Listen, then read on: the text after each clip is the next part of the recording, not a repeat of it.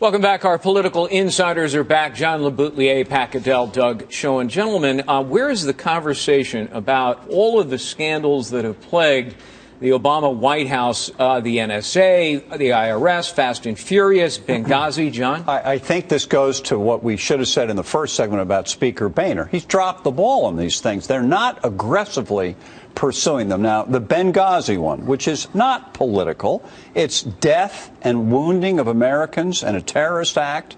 We have 177 Republicans have signed legislation for a select committee, and the Speaker ignores it. Look, you have 2/3 of the country that believes we need a select committee, or 60%, including half the Democrats, to find out the truth. It never goes away. The IRS, they're going after conservative groups again. People really, and it's a key to Obamacare. Here's the problem. When they have Obama on the ropes, you look at the Republicans, they don't know how to finish a kill. Yeah. With him on the ropes on Obamacare, that's when these things would really kill. Does Boehner, But they surrendered. Doug, does Boehner think, look, we've got Obamacare, let's just focus our attention on that. Otherwise, we'll get blamed for trying to politicize things like Benghazi and IRS? Well, he may think that, he may not. He hasn't been particularly clear.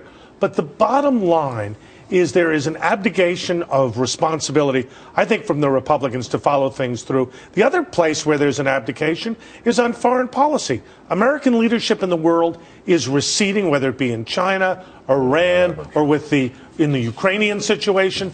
Bottom line, the Russians, the Chinese have the initiative, and we are on our back foot. I think they perceive this president already as a lame duck and weak, and they're probing and pushing, and they're getting away with it. A no-fly zone here, Putin paying off the Ukrainians not to join the EU. Right. In the Middle East, the Iranian thing. Yeah. Giving the right to enrich uranium to the Pat, Iranians. is this a feckless foreign policy? Absolutely. This administration has basically, whatever the words leading from behind, has become worse than that. What it is we have no foreign policy. We're desperate for an agreement. Iran was desperation to sign an agreement for anything. I call it a mini Munich. I mean, it was like they're still enriching. They still have nuclear weapons. The Chinese are running over us, the Russians.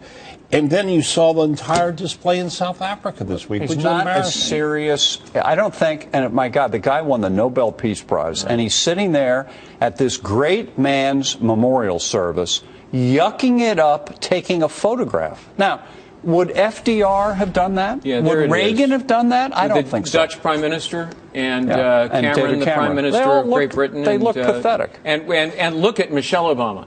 Doesn't appear to be terribly happy with what's going on to her right. I think she knows what we just said, that this is not statesmanlike. Yeah.